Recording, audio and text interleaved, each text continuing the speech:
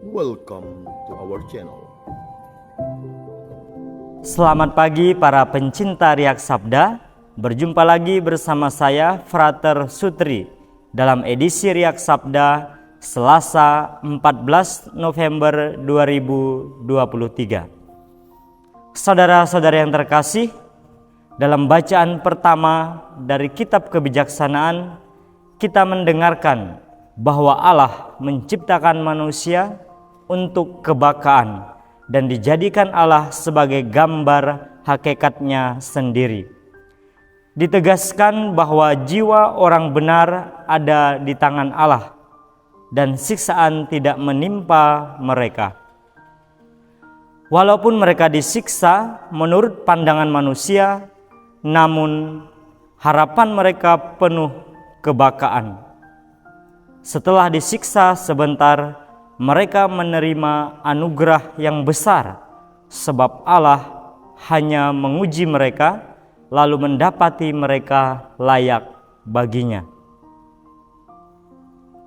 Orang yang telah percaya kepada Allah akan memahami kebenaran, dan yang setia dalam kasih akan tinggal padanya, sebab kasih setia dan belas kasihan menjadi bagian orang-orang yang dipilihnya.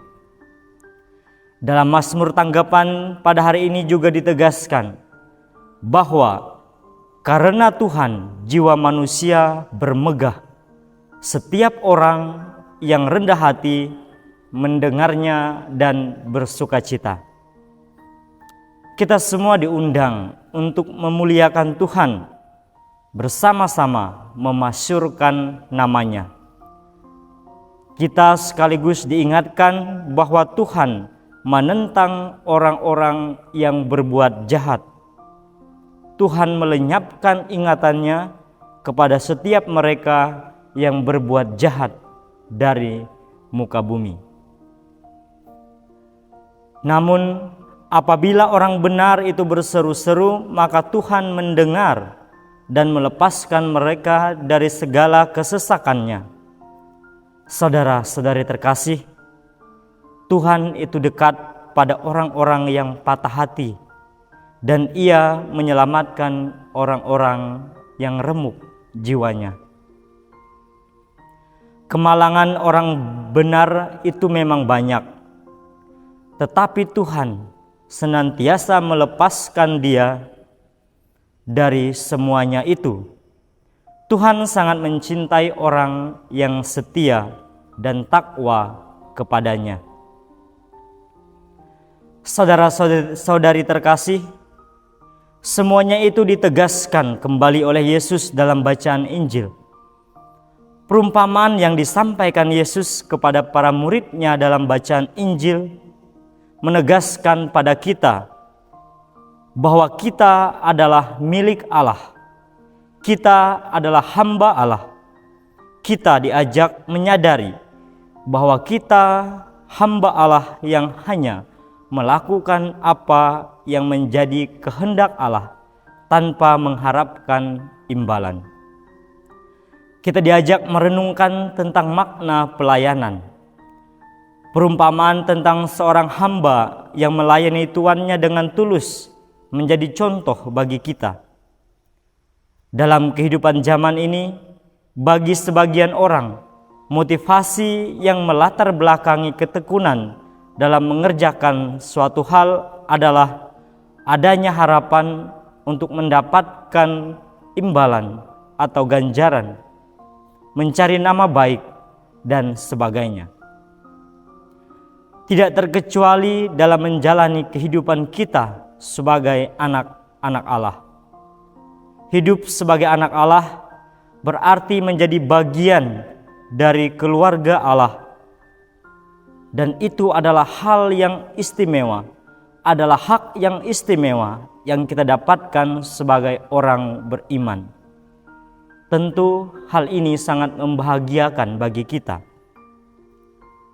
Namun jangan lupa diri, hidup kita menjadi milik Allah sepenuhnya, karena kita telah ditebusnya dengan lunas. Ini berarti bahwa orang percaya merupakan hamba-hamba Allah. Sebagai hamba, sudah semestinya melakukan setiap kehendak Allah dengan kerendahan hati. Sekalipun pelayanan terbaik telah kita berikan dalam kehidupan menggereja kita tetap harus mengakui posisi kita sebagai hamba yang tidak berguna, yang melakukan kehendak Allah karena kita sudah ditebus olehnya. Sebagai orang beriman, jangan pernah berpikir bahwa kita memberi sumbangsih besar bagi Allah sehingga merasa diri kita layak mengharapkan imbalan atau berkat. Sebaik apapun tindakan kita tidak menambah keuntungan bagi Allah. Allah tidak pernah berhutang budi kepada kita. Pelayanan terbaik kita tidak menambah kesempurnaan Allah.